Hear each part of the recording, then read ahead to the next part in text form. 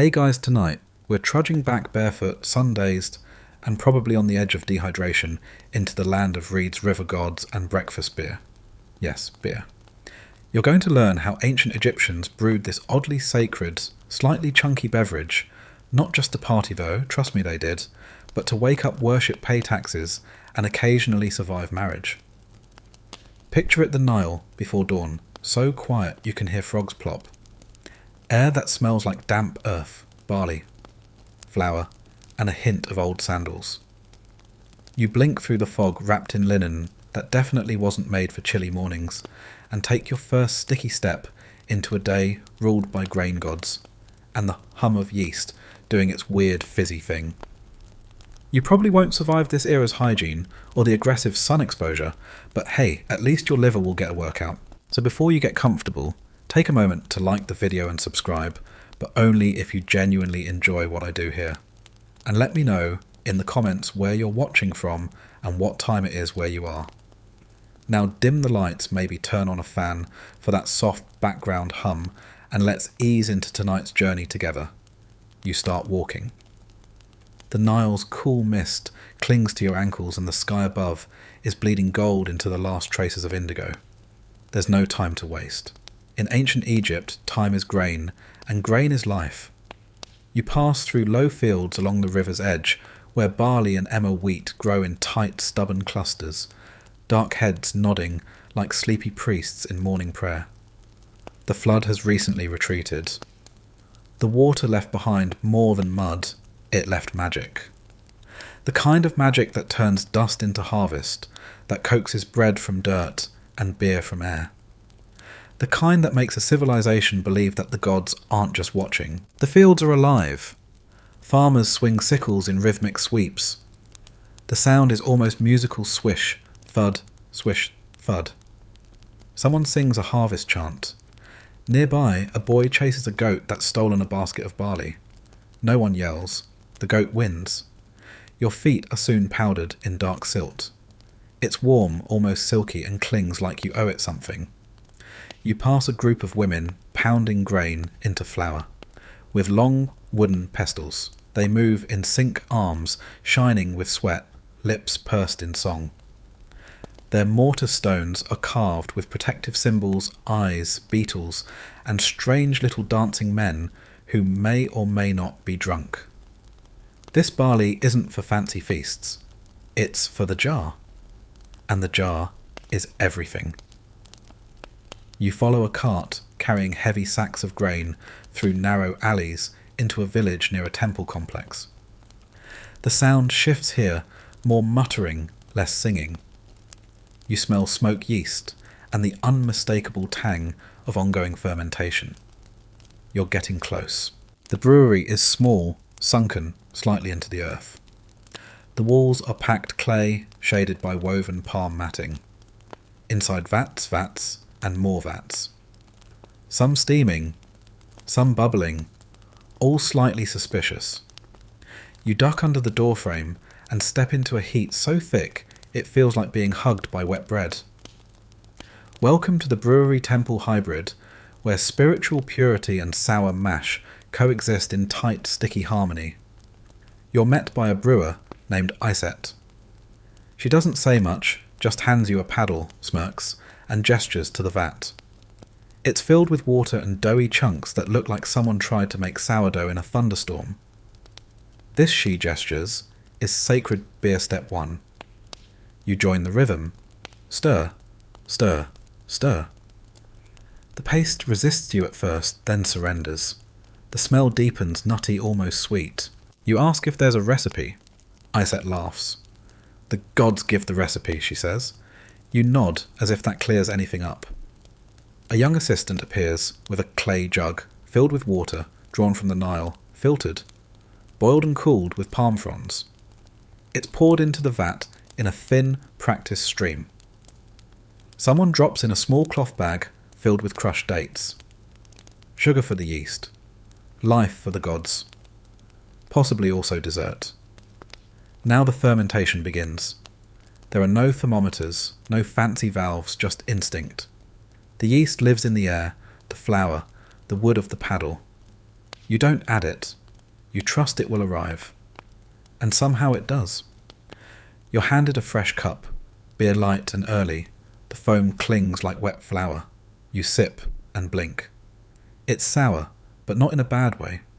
Warm, faintly fizzy and filling. There's texture. There's life. Your stomach growls in confusion. Outside the temple, bells chime. The morning ritual approaches. The brew you helped stir isn't for sale. It's for Hathor, the goddess of pleasure, drunkenness, fertility, and the kind of mistakes that get turned into folk songs. A portion of every batch is offered to her as part of the daily rite. You join the procession priestesses in white linen dancers with clinking ankle bells and a teenage boy carrying your vat's finished product in a gilded jar wrapped in lotus petals. Inside the temple, the noise disappears. It's shadowy, high-ceilinged and faintly echoing. Incense curls up from golden stands. Hathor's statue stares down, cow ears, human face, wide eyes that seem either loving or judgmental. Grandma, depending on the angle. The priest recites a hymn as the beer is poured slowly into a carved basin. It glistens in the lamplight. The scent rises barley yeast date time. Historians still debate whether the gods were believed to physically drink these offerings or simply absorb their essence through ritual. Was this drink a literal fuel for the divine? A symbolic connection? Or just very expensive air freshener? No one knows. But the offerings continue. And then the leftovers are passed around. You're offered another cup, this one cooler, smoother, with a hint of something herbal. Blue lotus mint. You're not sure. But you sip, and something deep inside you sighs. Back outside the village has come alive. Workers load carts. Bakers slap dough. Children chase one another, with reeds dipped in mud. Everyone is drinking. Old men with painted staves. Young mothers with jars tucked under arms, priests with hangovers from last night's ritual test batch. The line between sacred and casual here is thin like the foam that clings to your reed straw. You sit in the shade and drink slowly, watching the swirl of a world where beer is never just a beverage. It's life distilled. Food, medicine, payment, celebration, sorrow, and joy. You raise your cup to the sky, and somewhere above, Hathor probably raises one back. The courtyard fades behind you, and the scent of warm bread and chatter gives way to silence and steam. You're walking deeper now, past the outer village, through narrow sandstone corridors where sunlight falls in thin, dusty shafts, illuminating the temple's oldest heart, the inner brewing sanctum. You trail behind a high priest of Hathor, his linen robes stiff with flour, and sweat his hands permanently stained with the colours of earth and fermentation. Here brewing isn't a kitchen activity, it's sacred choreography. The hallway opens into a quiet chamber. Thick clay vats line the floor like sleeping giants, each nestled in its own sand-lined cradle. Some bubble, some hiss. One lets out a burp so loud it startles a pigeon out of the rafters. You're greeted by a priestess named Tia, whose face is calm and serious, but whose hair is powdered white with flour, and whose arms are so muscular she could probably bench press an ox. She hands you a reed paddle, smooth, ancient, perfectly balanced. Stir clockwise, she says. Always clockwise. The gods don't like spirals that go the other way. You do as you're told, dunking the paddle into a vat, already half filled with mash. It resists at first, thick, grainy, slightly gelatinous. The kind of texture that makes you question your decisions. The heat radiates up your arms as you stir. It smells of damp grain, overripe dates, and hope? Or maybe it's just yeast. You're not alone. The chamber hums with quiet activity. 2 other priests chant softly while crushing emigraine with large stones. A young boy blows on coals under a steaming pot, adjusting its heat by eye. No timers, no measurements.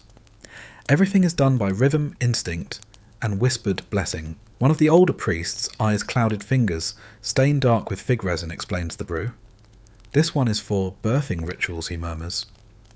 A gentle brew, sweetened with carob, laced with mint. He doesn't say why. You don't ask. But your mind flashes to a woman in labour, gripping her knees, sipping warm beer, between contractions praying that Hathor, the motherly drunken goddess, will help the child slip into the world without screaming. You stir slower now. This isn't beer for parties, this is medicine in motion. In the corner you notice an altar covered in small jars, each etched with the name of a god or goddess, each sealed with wax or cloth. The priestess gestures for silence. A ritual is beginning. The altar has two sides. On the left, jars of unfinished beer, cloudy raw, still hissing with fermentation. On the right, beer that's been rested sealed in cool rooms for 3 days, enriched with fruit or floral essence, thick as stew. The priest intones the opening of the jars. He speaks not to the humans present, but to the unseen, Hathor, Osiris, Sekhmet, gods who are said to drink feast, and sometimes regret their decisions just like mortals. You listen as he describes the transformation barley falls. Bread rises, mash breathes, foam sings. The spirit of grain is freed and the river carries it upward. It's not poetry, it's technical instruction. It's spiritual coding. It's a recipe with a heartbeat. You sit quietly, taking it in. Every element of this sacred brewing process is tied to a myth, a function, a cycle. Beer is not created, it is liberated from the grain. It is called forth like a soul. A young priestess breaks the silence. She lifts a jug wrapped in woven flax and gently pours it into a ceremonial bowl. The beer is viscous, dark brown, and crowned with a thick layer of foam. From this distance it looks like a smoothie that's been through a religious experience. You're offered a taste. You bow your head and sip. It is unlike anything you've had before. Thick as custard, sweet from dates, floral from lotus, sour at the edges from wild fermentation. You feel it slip down your throat like molten memory. A tingle follows psychosomatic maybe, or maybe not. She leans toward you. This batch, she whispers, was brewed under a new moon. It dreams louder. The Egyptians believed beer was a gift from the gods, particularly from Hathor and her darker sister Sekhmet. There's a myth that Sekhmet, enraged by humanity, once went on a slaughtering spree so wild that the gods tricked her by dyeing beer red and leaving it across the desert.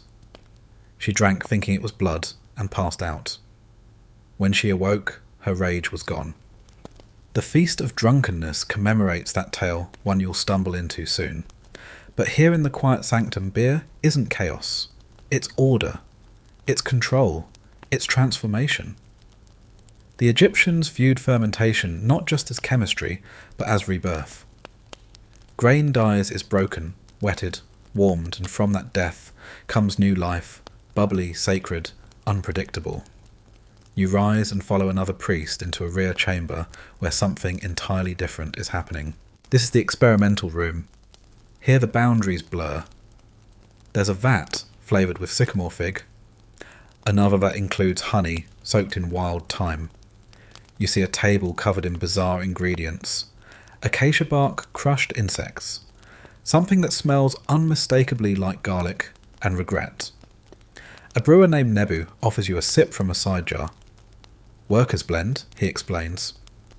Less sweet, more thick, keeps you full. You sip and chew, yes chew, a mouthful of dense, lightly alcoholic gruel.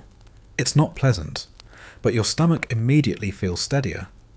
You can see how a stone-hauling pyramid builder might function on this stuff. Fringe theories suggest that some of these brews were mildly hallucinogenic. Blue lotus henbane, fermented fig. The line between sacred beer and medicinal potion gets blurry here. There's even a rumour that some ancient brews used fermented crocodile dung, not for taste, thank the gods, but for spiritual protection. You scan the shelves nervously. Outside the sun has shifted. Dusk approaches. But the brewing continues. You return to the main room to see fresh jars being sealed. The foam has settled. The air is warm with yeast. Jars are plugged with linen sealed with mud, stamped with a mark from Hathor's temple. Each one is destined for something different. An offering, a feast, a funeral. You help carry a jar to the roof. There it will rest under moonlight, watched over by a statue of Hathor. One priest places a reed flute beside it. He explains sound keeps the spirits calm. You're not sure if that's symbolic or acoustic science. Either way, it's peaceful. You sit beside the jar as the sun bleeds into twilight. Below you hear drums. The city stirs again. Somewhere a child laughs. Somewhere a jar cracks. And up here the beer sleeps. You take one more slow sip, the flavour now darkened with the day. And for a moment you feel the grain still pulsing in your veins. The roof cools as evening air slips in from the river. But you're not done yet. You follow a procession of tired feet and sloshing jars toward the next truth. In this sudsy saga, beer isn't just holy, it's daily. Practical, mundane, bureaucratic even. And as you descend into the dusty centre of village administration, you'll see that the people of Egypt didn't just brew beer for the gods. They brewed it for everything else too, from spreadsheets to marriage pacts, tax deductions to mid-morning snacks. Welcome to the sacred land of office culture. You arrive at a grain distribution hub just as the sun reaches a sleepy orange. There's no grand gate or golden decor, just a squat mud brick building surrounded by stacks of amphorae and scribes swatting flies with strips of leather. A line of workers forms along the perimeter wall, each carrying baskets, slips of papyrus, or occasionally just attitude. They're here for their rations, and rations mean beer. You join the line. You join the man in front of you grumbles something about last week's brew being too light, not enough foam, while the woman behind you cradles a baby and hums a lullaby that includes the words barley milk of the gods. This isn't a joke. Babies drink beer here, water isn't exactly safe, and the light low alcohol versions serve as both hydration and nutrition. You realise that everyone from toddlers to tomb builders is sipping some form of fermented cereal. A sharp-eyed scribe waves the line forward. You shuffle into a stone room filled with clay tablets, tally marks, and the rich scent of fermenting mash. Behind a reed desk sits a young man with coal-lined eyes and ink-stained fingers. He looks up, sighs dramatically, and says, "Name you don't answer because, let's be honest, you don't belong here." But he continues anyway, speaking to the next person. He checks a list, stamps a slip of papyrus with a carved bead, and nods toward a massive amphora. A boy appears from behind a curtain, unties a jar, and scoops out thick golden brown beer into a jug. It bubbles softly, like it's gossiping about the previous batch. The recipient takes the jug, nods, and disappears with the quiet satisfaction of someone who's just been paid. Because that's what this is payment. Beer is currency in ancient Egypt. It is wages, tax rebate, pension plan, and social lubricant all at once. It is how the state motivates tracks and occasionally bribes its people. You move deeper into the building, past shelves of scrolls and small wooden tables. Another scribe, this one older and sleepier, leans over a record. You glance down. It's a daily log. Hori, the brickmaker. 4 jars, Tay the washerwoman. 2 jars plus 1 sweetened, Beck the lazy. Jar unfiltered, Knum Hotep, absent, claimed stomach illness, brewing, excuse. You suppress a smile. Bureaucracy never changes. The elder scribe Mary tells you that these records are sent weekly to the central granary, where overseers calculate production quotas and make sure that grain out isn't exceeding grain in. But beer complicates things because it eats grain. Each vat brewed reduces bread stock. It's a balance of nourishment, morale, and inventory management. Mary sighs. We give too little, they complain. We give too much, they get drunk. We keep records, they spill beer on them. He gestures toward a pile of half-dried scrolls, all smelling faintly of barley foam. And yet, somehow, it works. You step back outside, blinking in the late afternoon light. A bell rings from the nearby bakery, and workers begin arriving in twos and threes, some straight from quarry sites, others from temple shifts.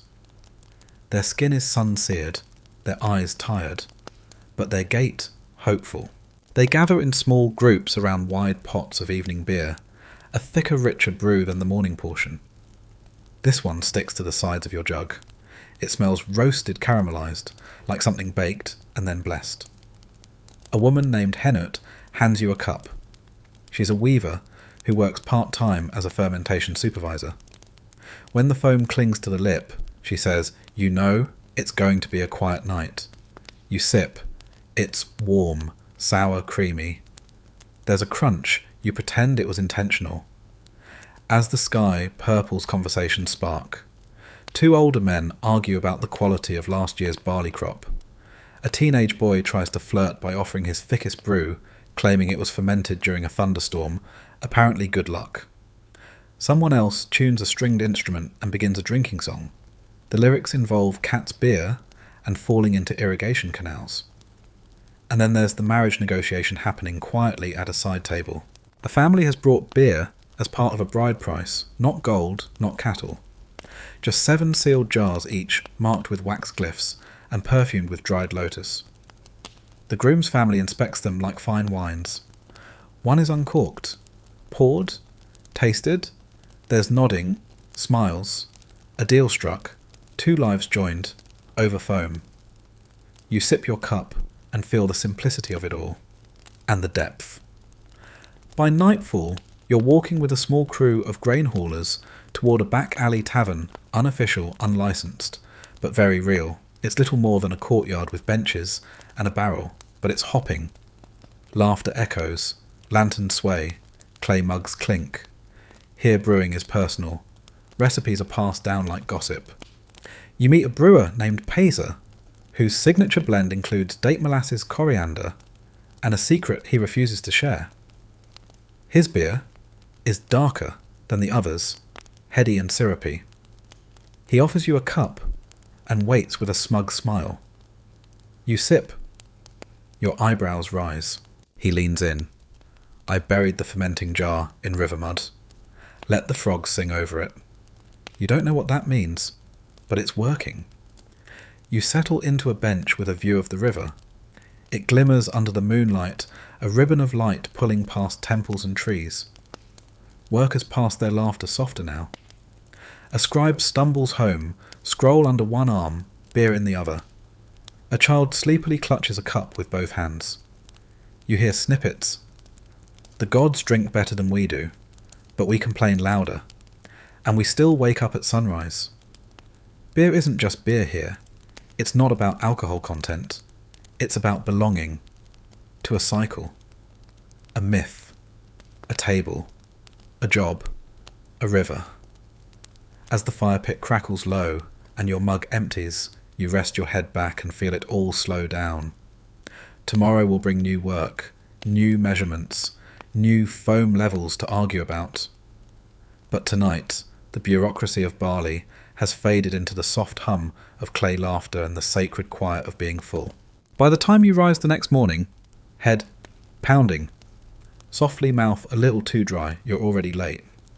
Because while scribes are busy measuring grain, and workers are guzzling their morning beer rations somewhere in the temple's quieter wing, a very different kind of brew is taking shape. This isn't your ordinary barley slop. This is the experimental stuff.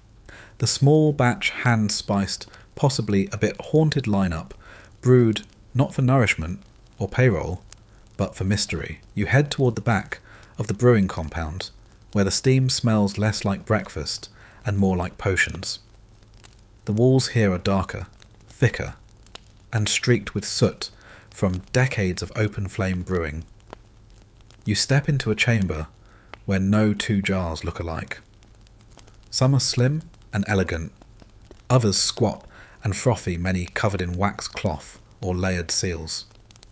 It feels less like a kitchen and more like a magician's workshop with barley on the brain. This is where sacred meets strange.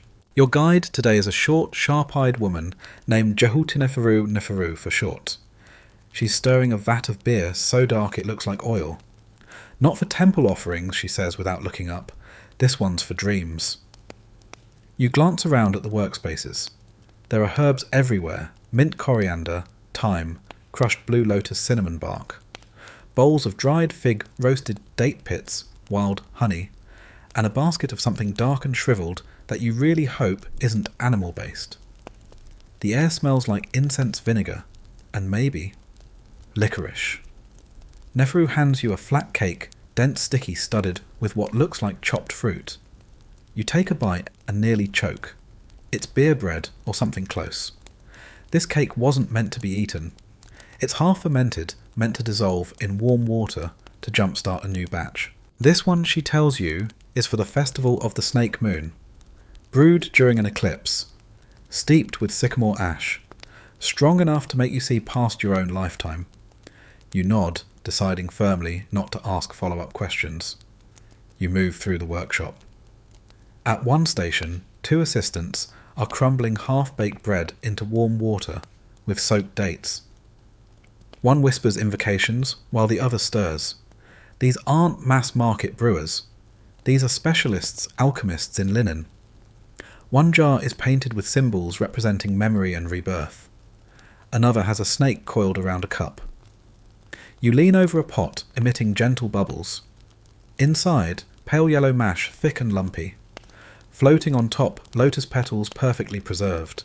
You sniff. It smells happy, which is either a good sign or proof the blue lotus is already working. Historians still debate whether these brews were intended to be hallucinogenic.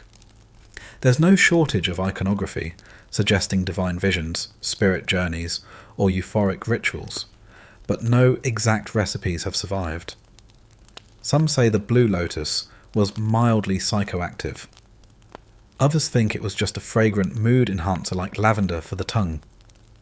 Either way, it turns up everywhere, etched into tombs, painted on jugs, sung about in love songs. You take a tiny sip. Everything around you tastes brighter. The fire crackles like it's laughing. You blink a few extra times, just in case. At the far end of the room, you discover a vat that's been covered in dried clay and carved with strange markings, glyphs you've never seen. One of the brewers tells you this batch was buried for 40 days, uncovered only during certain constellations. It's less about flavour, she says, more about alignment. You lean in and smell something between vinegar and old smoke. You step back quickly. This one, she says, is for rituals of passage, birth, death, and the days when life tilts sideways. It's consumed by priests, mourners, and people in spiritual crisis.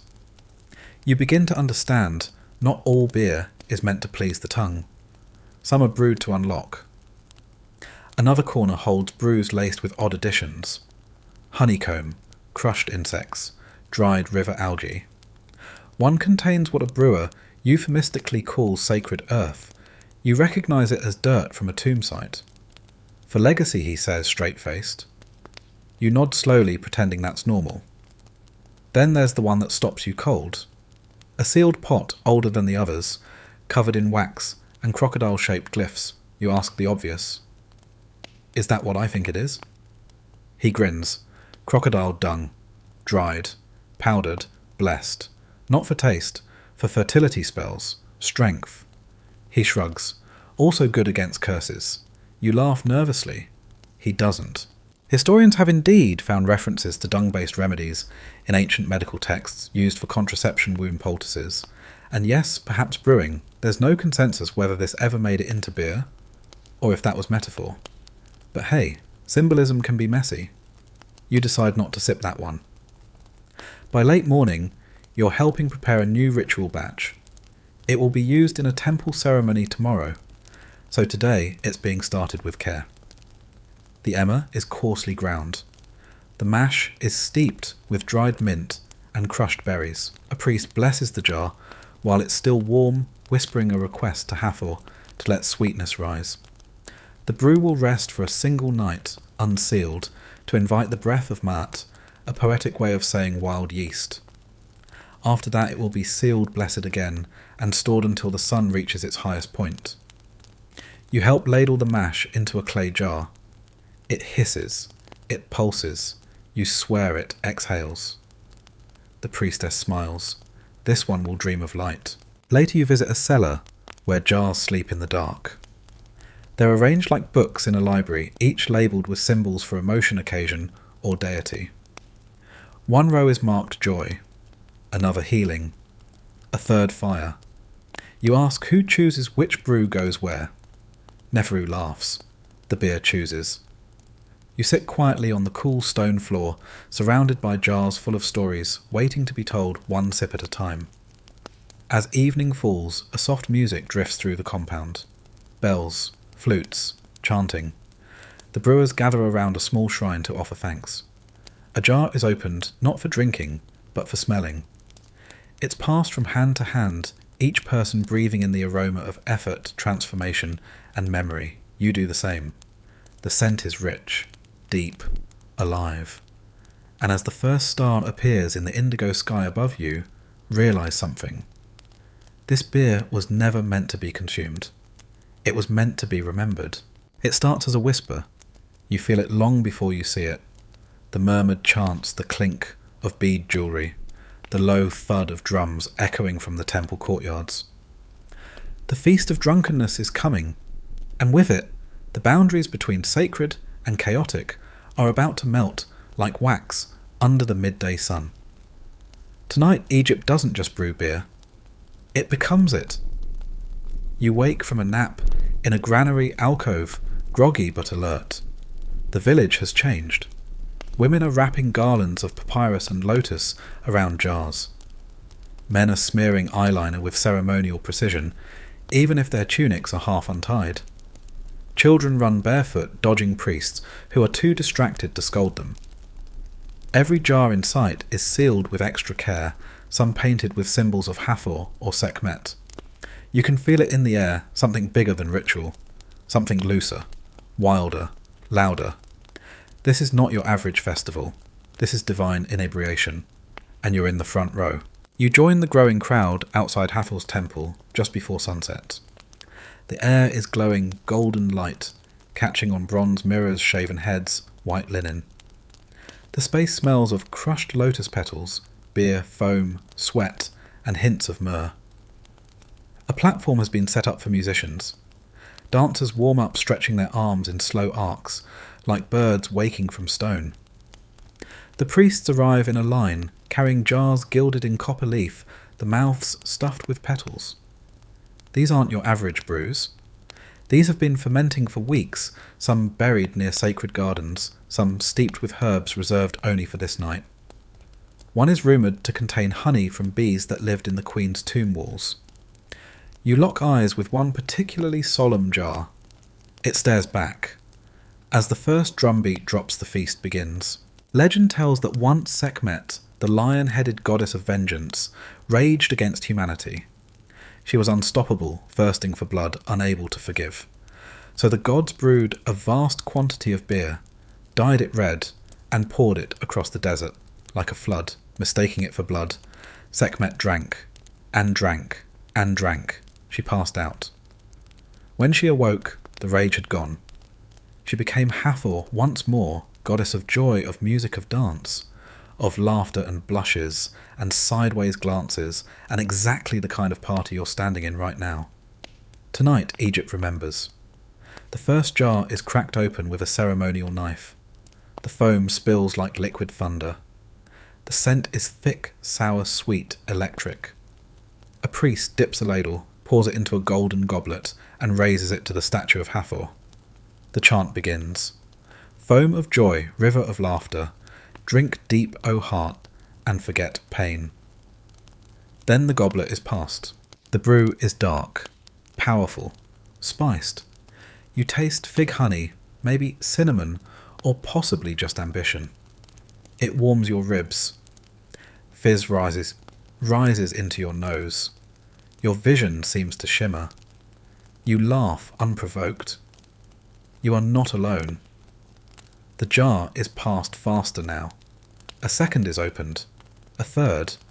Dancers leap into motion, their feet pounding the limestone with wild precision. Flutes trill. Drums thunder. The music rises, and with it so does the crowd. People are singing, spilling, spinning. And then you see her, the priestess of Hathor, barefoot, silver-bangled hair braided with lotus. She steps into the centre, her arms raised, and moves like a river turning to music. The crowd parts, silence pulses. She speaks. Tonight, she says, we drink not to forget, but to remember with softness. Jars are raised, to gods, to lovers, to things left unsaid, to dreams unfulfilled and dreams reborn, and then chaos. Beer flows like prophecy. You're handed a cup you don't remember asking for. It's stronger than the last. You taste smoke plum and something floral. Blue lotus again, definitely blue lotus. Someone offers you bread dipped in honeyed mash. You nod, like that makes sense. Nearby, two men are having a heated debate about whether Sekhmet would like this batch. A woman laughs and pours beer down the statue's feet. A priest shrugs and says, she'll drink what we give her. Someone passes you a tambourine. You shake it once and are instantly part of the band. The air thickens. The sound rises. You are part of a storm made of barley and faith. And then it gets blurry. A man tries to bless a cat. The cat, unimpressed, leaps onto a jar and knocks it over. A group of dancers starts mimicking gods. Someone insists they're Horus and demands a hawk mask. Another tries to climb a column.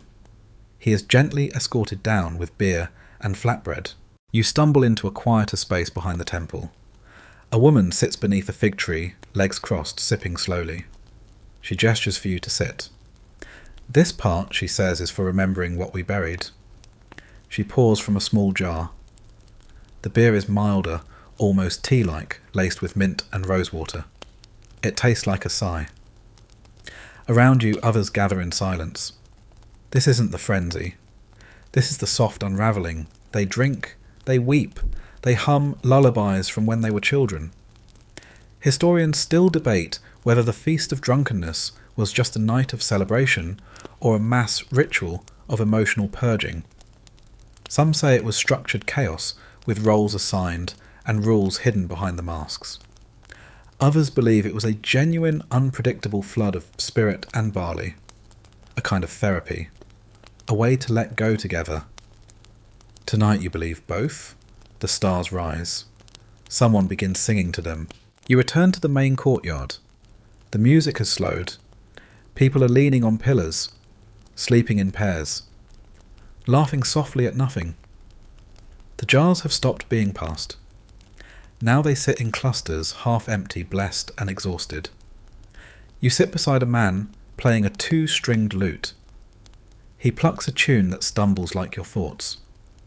I once brewed a batch so strong, he says the gods refused it. They said it was too loud.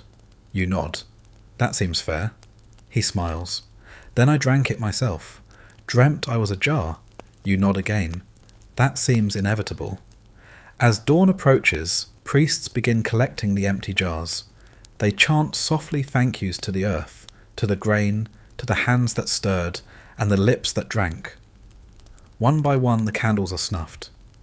The statue of Hathor is washed. A libation is poured, the last of the sacred beer, trickling down the temple steps, disappearing into the earth. You sit in the soft dust, eyes, blurry ears, still ringing with drums that have stopped. The feast is over, but its warmth lingers. In the stone, in your bones, in the space between barley and breath, you lie back and dream. You wake slowly face down on something that feels suspiciously like a woven mat and smells unmistakably like spilled beer. Around you the last embers of celebration still flicker in the form of snores, overturned jars, and the occasional soft grunt of someone trying and failing to find their sandals. Your mouth is dry, your limbs heavy, and your head full of the slow fog of barley rebirth. The feast of drunkenness is over, but the work continues. Because beyond the temples, beyond the rituals, and sweet sour dream brews, there's another face to beer one that doesn't wear garlands or chant prayers. One that gets up before sunrise, picks up a chisel, and earns every muddy porridge thick cup. You've danced with gods. Now it's time to sweat with mortals. You join a small procession trudging toward the edge of the city. The path is uneven, the air still cool, and every person is carrying the same thing, beer jars. Not the delicate ones used in offerings, but rugged, reinforced utilitarian pots filled with dense, hearty brew. This isn't a drink, it's fuel. And where they're going, they'll need it. The desert worksite unfolds before you like a sun-drenched bruise. Blocks of limestone sit stacked in endless rows. Dust hangs in the air, lit gold by morning light. Workers arrive in small teams, each assigned to a specific task, hauling, shaping, stacking. Foremen shout instructions with the drained cadence of men who've said the same thing every day for 20 years. But no one starts work yet. First they drink. You're handed a reed cup and offered a jar that looks like it's been used as a weapon. Inside thick, lukewarm tan-grey brew with the consistency of overnight oats and the smell of slightly sour barley paste. You sip. It's not exactly delicious, but it's surprisingly satisfying. Your stomach sighs. Your limbs wake up. You watch as the workers move slowly, deliberately. This beer isn't for pleasure. It's calories, hydration, and mild encouragement all in one. 3 meals of beer per day breakfast, midday, and sunset keep the workforce upright. A man named Intef, broad-shouldered and dust-covered, claps you on the back. "Better than bread?" he says, grinning. Softer on the teeth. As the sun rises higher, the sight becomes a flurry of motion. Men and women lift and leave a drag and hammer. Stone shatters under copper tools. Dust rises in choking clouds. Somewhere a boy refills jars from a central pot, carefully ladling beer into every worker's cup before moving on. Turns out higher quality beer sometimes gets passed around during funerals, promotions or holy days. This one tastes smoother, richer. There's a whisper of honey, maybe even mint. You ask her how long she's been working. Long enough to know she says that beer can fix a bruised ego faster than a copper hammer. She offers you another cup. You take it. Historians still debate the role of beer in pyramid construction. Some claim workers were highly trained and well fed, using beer as part of a structured, nutritious diet. Others argue that conditions were grueling and that the beer merely dulled the pain. Both may be true. What is certain is that thousands of workers across decades of construction were powered by these muddy, protein-rich brews. At the granary you watch as tomorrow's mash is started again. Bread is broken. Water is poured. A priest walks by muttering about yeast. Children chase each other around jars taller than they are. And just as the stars begin to gather above the temple roof, you feel it again. That slow, steady hum of continuity. Beer isn't just in their hands. It's in the breath of the baker, the sway of the festival dancer, the tally of the scribe, the cracked skin of the stone hauler. It's in the prayers, the jokes, the laments, the work. And now it's in you. Let it all slow now. Let the Nile dust settle around your ankles. Let the last cup of warm, nutty beer soften on your tongue. You've wandered far from temple shadow to pyramid dust, from the dreamy haze of sacred fermentation to the dusty exhaustion of daily toil. Hey guys, tonight we're leaving behind noisy battlefields and wild-haired warlords. Instead, you're slipping into soft cotton tabby socks and easing open a sliding paper door to a quieter corner of Edo, Japan. The swords are still there, sure, but they're mostly decorative. You're about to live the oddly meticulous tea-stained and robe-heavy life of a samurai who swapped bloodshed for matcha froth. Imagine this: you wake up before sunrise to the sound of crows, the rustle of bamboo, and the faint scent of tatami straw under your cheek. Your futon creaks as you sit up, knees already complaining. Yes, you're only 28, but decades of kneeling ahead will do that. You stretch. You bow to no one in particular. You begin your day of glorious, tightly scheduled inactivity. And here's your reality check. Despite your inherited samurai title, You haven't wielded your katana in years, except to move it out of the way during tea prep. You're not a warrior. You're a government clerk in a layered kimono. You probably won't survive this level of boredom. But that's kind of the point. So before you get comfortable, take a moment to like the video and subscribe, but only if you genuinely enjoy what I do here. And hey, drop a comment with where you're listening from and what time it is. I'd love to know who's winding down with us tonight. Now, dim the lights, maybe turn on a fan for that soft background hum, and let's ease into tonight's journey together. You trudge out of bed, rolling your shoulders beneath layers of cotton and silk.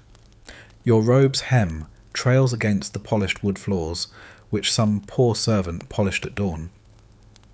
You are not a warrior in the way your ancestors were, those armour-clad badasses with wind-blown hair and artistic blood spatters. You are instead a bureaucratic samurai. A civil servant with a scroll addiction. A glorified scribe with tea-stained fingers. Edo Japan, mid-1700s. The Tokugawa shogunate is running a tight ship. Peace has lasted over a century, which sounds great, until you realise that a peaceful samurai is basically just a middle manager with a sword he's not allowed to use. You kneel at your low desk bones cracking like old bamboo. Time to transcribe another grain tax record, making sure that Lord What's-His-Name gets exactly 872.3 koku of rice, not a grain more. Koku, by the way, is the amount of rice it takes to feed a person for a year. And you, your family, your servants, and your decorative koi pond are all riding on this arithmetic. Outside the street vendors are already shouting. Fish radishes, dubious street dumplings. You breathe in the scent of grilled eel from down the block. Your breakfast is rice miso and pickled plums eaten in silence while staring at the plum tree in your garden. It's blooming today. You nod once, as if to say nice. The hierarchy in Edo society is deliciously rigid. Samurai at the top, technically. Then farmers, artisans, merchants. In reality, the guys selling lacquerware on the black market are making way more than you are. But you hold your head high. Because honour. And because your top knot was redone this morning and looks excellent, you're expected to embody Confucian ideals. Self-discipline, loyalty, piety, and a complete lack of fun. No flashy robes, no loud laughter, no leaving your house without composing a poem about it first. And yet within this stiff frame, you've found your escape, Chanoyu, the way of tea. At night after your clerical duties, you slide into the tea room. Not slide into DMs. Slide into a room the size of a walk-in closet, designed to make you feel like a humble monk, not a second-rate feudal administrator. The tea room is your sanctum, walls of wabi-sabi simplicity. A scroll that says something inscrutable like, stillness between storms. One flower, one bowl, no chairs, no distractions, just the silence of centuries judging your every move. Your sensei once told you the tea ceremony is about presence, not presentation. You believed him. Until you poured tea too loudly and he stared at you like you'd insulted his ancestors. As you kneel, you recall your training, the precise placement of utensils, the turning of the bowl, the bow, before and after. It's choreography disguised as meditation. And yet despite its quiet beauty, there's a running joke among fellow tea students. The only battle we fight now is against lower back pain. Still you endure. Because mastering tea gives your samurai identity new meaning. You may not kill with a sword anymore, but you slay with silence and style. Your favourite part, the whisking. A bamboo chasen meets green matcha powder and hot water. You froth. You breathe. You create microfoam that looks like jade velvet. You serve. You bow. And your guest, another bored samurai turned poet, drinks and murmurs ah. The ah contains lifetimes. Or gas. Hard to tell. You clean everything with ceremonial slowness. The tea scoop wiped thrice. The bowl turned with reverence. the cloth folded like origami by someone who's not in a rush to die. Outside a wind chime tinks. Sometimes you hear stories of real excitement. A merchant family down the road got into a lawsuit over a stolen carp. Scandalous. Your cousin was sent to Kyushu to inspect a fish tax he hasn't stopped bragging. You long for such purpose. But then again, maybe not, because purpose often leads to mess, and mess means conflict, and conflict ruins robes. So you keep things tidy. You write poetry in your margin notes. You compose haiku about your neighbour's sneeze. You judge people silently for mixing green tea with sugar. Historians still argue whether these quiet lives were fulfilling or just creatively repressed. But here's the twist: your tea practice isn't just escape. It's rebellion. Against noise, against chaos, against the exhausting need to matter loudly. You matter quietly, with precision, with elegance, with powdered leaves and perfect pauses. Later you watch your apprentice struggle to fold the tea cloth. He's 17 and full of rice and ego. You remember being him once before serenity colonized your soul.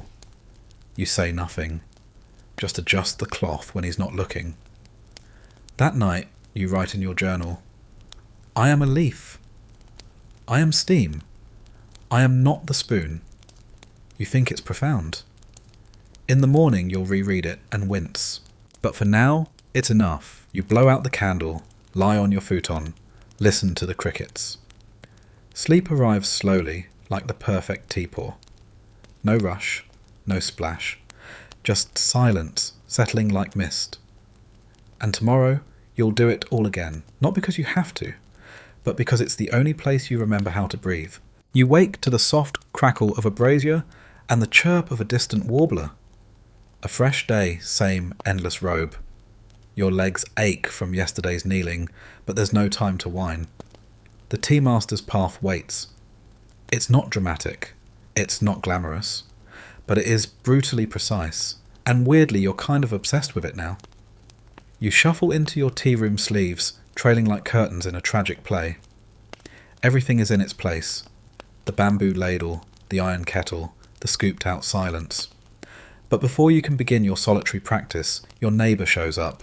It's Tanaka. Again, Tanaka used to be a proper warrior. He once fought in a real skirmish a minor border dispute involving 12 guys and one overcooked octopus. He won, but now he's fat mellow and deeply into ceramics. I brought a new tea bowl, he says, unwrapping it, like it's a newborn. It's lopsided and unglazed and clearly cost half a rice field. You squint. You nod. Rustic. That's the magic word. Rustic means ugly but expensive. You both sit. The tatami sighs beneath your knees. You go through the motions bow clean whisk present. And all the while you feel it, the slow sharpening of attention. Not the kind you once used on the battlefield, but something stranger, gentler. You're watching steam rise like it has secrets. You're listening to water just before it boils. Here in this tiny, fragrant prison of ritual, you find control. Not control over others, that's outdated, but control over yourself. Your breath, your thoughts, the angle at which you place a tea scoop. Power distilled into porcelain. The way of tea chinoyu is not just a hobby, it's practically a religion. Your teacher once said, treat every guest as if they might assassinate you with etiquette. You laughed, then realised he wasn't joking. Every tea ceremony has a flow Ichigo Ichii 1 meeting one time. A moment that will never repeat. That means no rushing, no redos. Even if your sleeve knocks over the incense stand, you carry on with silent apology and flawless posture. Historians still argue whether tea masters like you were secretly undermining the samurai code or just giving it a makeover. After all, what's more dangerous than a man who can destroy you socially with a raised eyebrow? At some point, you attend a lesson with your master's master, an ancient shrunken creature who smells like sandalwood and vinegar. His tea room is smaller than your closet. You sit so close, your knees touch, and he still makes you bow from the waist. You watch him prepare tea with terrifying calm. The scoop dips, the water flows, the bowl turns. It's hypnotic. It's maddening. It's flawless. When you drink from the bowl, your lips tremble. Not from awe, your legs have gone numb. Still you murmur the appropriate thanks and back out of the room like a monk exiting heaven. Later you practice the same moves for hours. You fold the silk cloth for Kusa again and again. Right side, left side, diagonal crease, pause. Your brain melts, your soul dozes, but your hands, they remember. There's a joke among the tea crowd.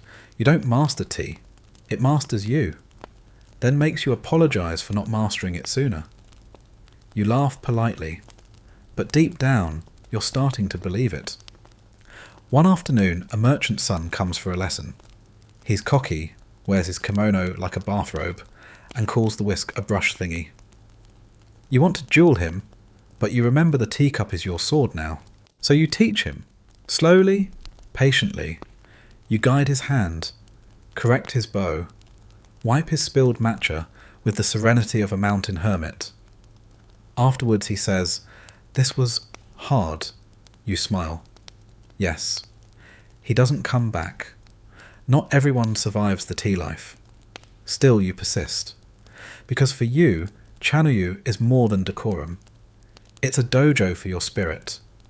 A slow dance with the void. 1,000 quiet rules keeping your thoughts from exploding like overboiled rice. You collect tea bowls the way some men collect battle scars. This one's cracked from the winter ceremony. That one's from the night it rained and the candle died mid-whisk. Each bowl holds a story, a silence, a you that was. One is your favourite, simple, soft. The rim slightly uneven, just enough to catch light wrong. You never serve it to guests. It's yours alone. For mornings when your knees betray you. For nights when the moonlight makes the tatami seem endless. You remember the story your master told once about Rikyu, the great tea master, who ended his own life under political pressure, but not before setting out his favourite bowl, arranging the coals just so, and writing a final poem. Welcome, O sword of eternity. Through Buddha and through Dharma alike you cut. You whispered Shibui when you heard it. That aching quiet beauty. It's not joy, not sadness, it's refined sorrow. A mature melancholy, basically emotional tea fog. The truth is, tea has made you stranger. You now judge friends based on how they sip. You've cried over incense. You once adjusted a hanging scroll and felt deeply seen. But you're also calmer, kinder. You've learned to say more with fewer words, and to sit in silence without needing it to end. Sometimes you hear fireworks from the city, festivals, laughter, drums. You used to miss it. The bustle, the rush, the illusion of motion. Now you sit in your garden with your bowl, watching steam rise and think, this is war. Just slower and more polite. The rake is heavier than it looks. You drag it through the gravel for the 5th time, trying to make the lines, even the curves subtle, the void. Elegant. You pause, squint, then start again. Every stone has to suggest something. A mountain, a ripple, a cosmic shrug. Welcome to the world of Karasansui, the dry landscape garden. Your new battlefield, and today your enemy is an uneven pebble. This is how your morning starts now, not with sword drills or screaming generals, but with moss placement. You crouch, tug at a weed, and wonder, when did your samurai journey become a slow-motion landscaping job? But honestly, you kind of love it. Because in Edo Japan, to be a tea master is to be a garden whisperer. Every host needs a tea garden roji, and every roji needs care. Not in a big flashy way. You're not building Versailles. You're cultivating calm, suggesting stillness, sculpting subtlety. Your garden isn't large. A stepping stone path, some bamboo, a few hand-picked rocks, and of course the obligatory trickling water basin that makes guests think, nature, even though you filled it from a bucket behind the house. The roji prepares guests for the tea ceremony. It's the transition zone, the decontamination chamber of the soul. You sweep it before every gathering brush each stone clips at leaves so precisely they're basically afraid to grow crooked. Historians still argue whether these gardens were about Zen status or simply keeping samurai too busy to cause trouble. Either way, you're out here in the dirt, every day, composing silent poetry with twigs and grit. Once during a particularly spiritual raking session, a bird pooped directly into your sandal. You did not flinch. You simply bowed to nature's mysterious timing. Your friends don't understand. They call you that moss guy. But you've learned to read the earth's micro-expressions. That stone, too arrogant. This fern, a little thirsty for attention. There's a moment after hours of careful pruning when you sit on the wooden Engawar porch with a cup of weak tea and just listen. Wind through bamboo, a cicada's buzz, the distant splash of a neighbour's koi fighting with a frog. It's all part of the symphony. You once attended a garden contest. Yes, that's a real thing. Elder tea masters wandered through each entry, hands behind backs nodding or grimacing. One man was disqualified for using too much moss. Another won because his stepping stones looked wistful. You didn't place. Your stones were deemed too eager. But you learned, and you came home with a new appreciation for spatial tension and the emotional value of lichen. It's not just the gardens that have you hooked. It's the philosophy baked into every leaf and rake stroke genre. You're supposed to design with negative space, the art of absence, the pause between things, the breath between words. Sometimes while adjusting a stone, you ask yourself questions like, is this path guiding the soul, or just confusing the ankles? One night, you sit with an elder who tells you about shake-borrowed scenery. It's the art of incorporating distant landscapes into your garden view. A hill beyond the wall, a tree from the neighbour's property. Basically, the ancient Japanese version of freeloading aesthetic. You try it. You position your lantern just so frame the mountain through a wooden gate. Suddenly your garden feels bigger, deeper, like you've bent space with perspective. You begin to understand.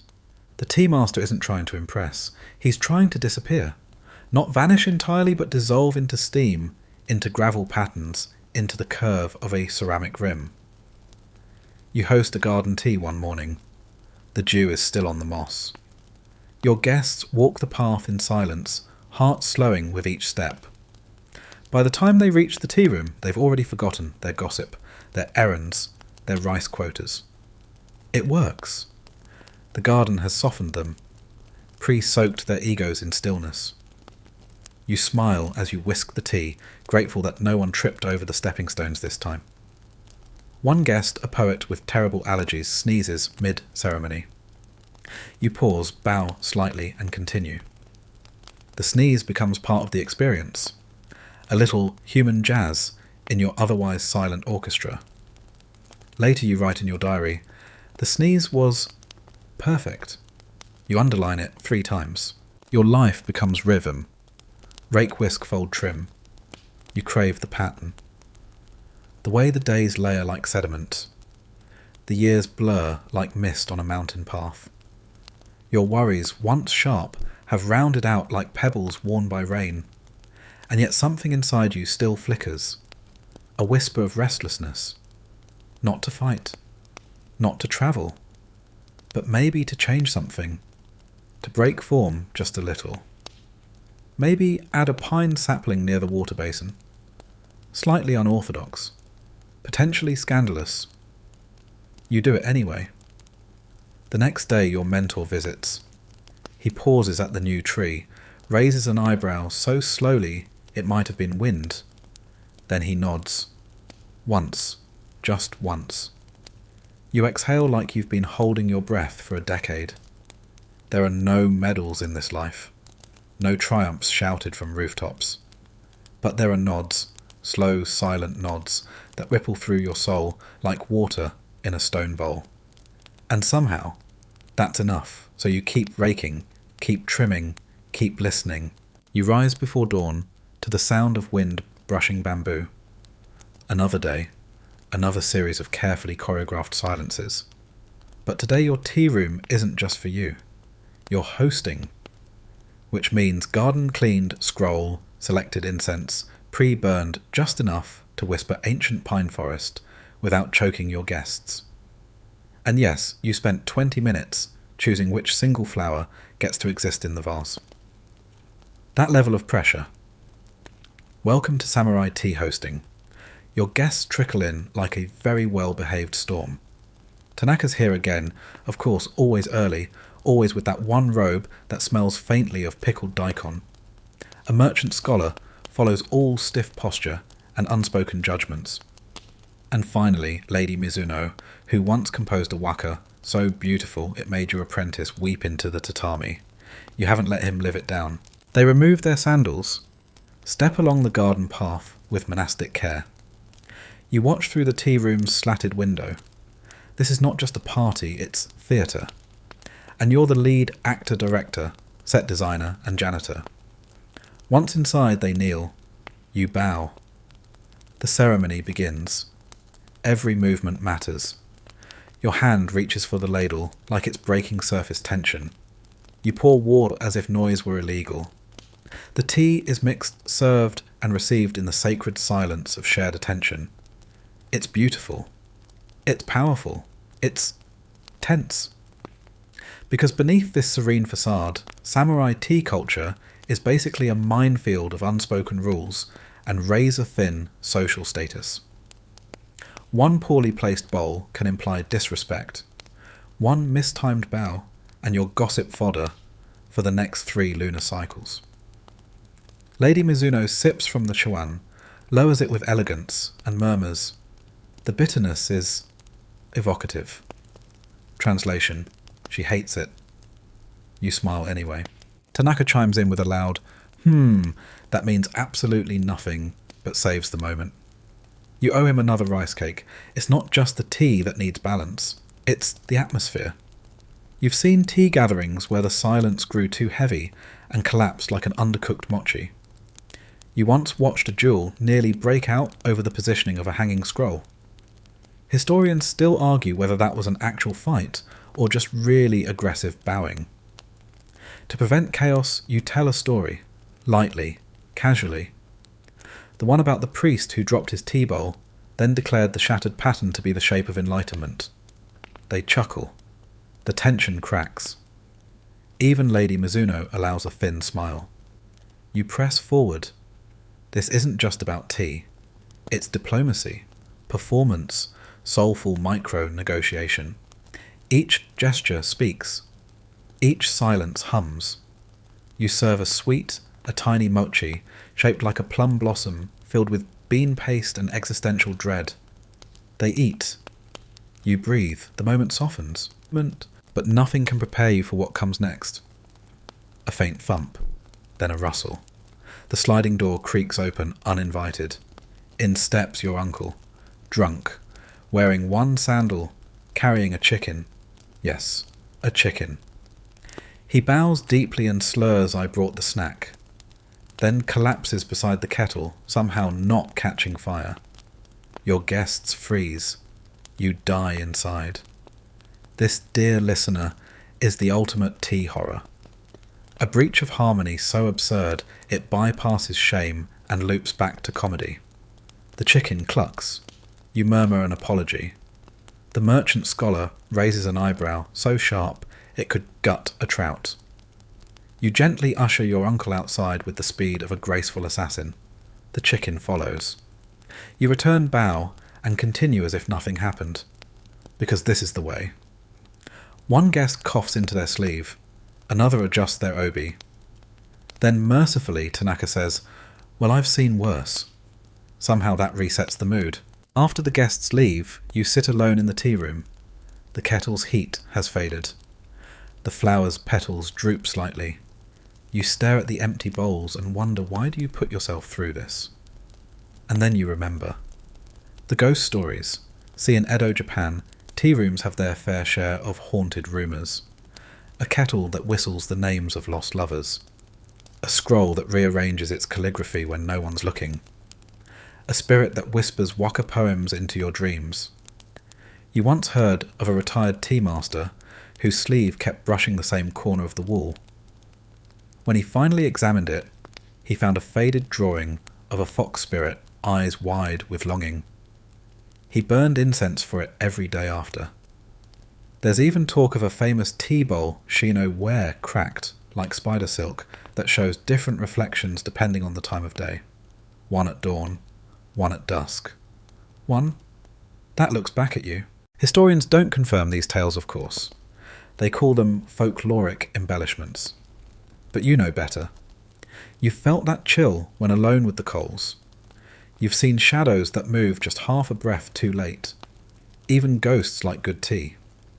So you clean the bowls, fold the cloth, rake the garden path once more. And when you light the incense for the evening, you leave an extra cushion by the kettle, just in case. As you settle onto the tatami knees tucked, spine long, you glance toward the sliding door. It stays shut, for now. You close your eyes, inhale, exhale, and whisper the words your master once told you. When the world is loud, steep silence like tea. Your candle gutters in the corner, casting elongated shadows of scrolls' brushes, and the vague outline of your own slouched body. It's late. You should sleep. But tonight, the ink flows too well to stop. You dip the brush again, stroke the rice paper, and pause. Then sigh, because that last line, absolute garbage. Welcome to your 4th hour of calligraphy despair. Being a samurai used to mean training with blades and shouting things like "for honour." Now it means sitting cross-legged. For so long your legs forget how to function, while you debate whether the tale of a single kana swoop conveys enough emotional restraint. You've been working on this one character for half the evening. It's meant to express stillness in impermanence, or maybe melancholy resilience, or maybe you're just trying to draw the perfect squiggle and slowly losing your grip on reality. Still, this is the life. And no, not because anyone made you do this, but because mastering calligraphy is part of mastering tea, and mastering tea is part of whatever this existential slow burn of a samurai lifestyle has become. They told you the brush is an extension of the spirit. You believe them, even if your spirit sometimes extends like a drunk squirrel. Your favourite brush is made of horsehair, balanced with a bamboo grip that's been worn smooth by months of anxious fidgeting. You keep it wrapped in silk, as if it might judge you for leaving it exposed too long. The paper handmade, of course, wrinkles just enough to remind you of its texture. You can feel the ink bleed into it like the whisper of a cloud. And yes, you're aware of how pretentious that sounds, but once you get it right, it does feel like writing on cloud. Tonight's scroll is for an upcoming tea gathering. The theme is Yugen, that vague shadowy depth where things are felt but not fully understood. You're trying to capture that in 3 characters and a single red stamp. Good luck. You reach for the inkstone grind, more soot, into liquid. It smells like the past post and disapproval. You breathe deeply and let the brush hover again. Then your apprentice coughs in the next room. You flinch. The stroke jerks. You stare at the ruined page. Then stare through the page. Then mutter a very quiet, very repressed samurai version of a curse. Something like, "Ah, crumple." Begin again. Historians still argue whether tea masters were calligraphy geniuses or just really dramatic doodlers. The truth lies somewhere in the middle. There's no shortage of scrolls with vague phrases like "mist touches root" or "cloud eats sorrow" hanging in tea rooms across the country. You've written at least 6 that say something about moonlight melting regret. You used to think it was nonsense. Now you think it's haunting. You remember your first ink lesson. Your master told you write like your hand has forgotten itself. You nodded, then wrote like your hand had forgotten how to function. It took months before your strokes didn't look like a startled goat had done them. Eventually you began to feel it the calm before the brush touches paper. The space between thought and gesture. That thin, trembling moment where you don't exist except as movement and breath. It's addictive. So now you write at night. Scrolls and poetry and strange musings. Sometimes it's for guests. Sometimes for your garden. Sometimes just because the moonlight makes you feel like someone should. One of your better scrolls says, "Stillness doesn't wait. It hangs in your alcove. It makes visitors tilt their heads and mutter, 'Hmm.' You nod sagely, as if you know what it means. You don't, but that's the point. And then there are the nights you can't sleep. Your body is tired. Your brain isn't. So you sneak into the tea room light, a lantern, and take out a fresh scroll. Writing by candlelight is risky. Ink runs. Shadows confuse your depth perception. You once accidentally signed a poem upside down and didn't notice for a week. Still, those sessions feel sacred. Your best work happens when the world is hushed, and the only sound is the scratch of bristles and the creak of old floorboards. That's when you feel closest to something ancient, something wordless, something slightly terrifying and deeply comforting. You're not alone in this. Some of the most respected tea masters were obsessive calligraphers. Some even had reputations more feared than swordsmen. There's a story of a samurai who insulted a tea scroll once and found himself exiled to a coastal outpost within a week. Coincidence maybe, but no one's taken that risk since.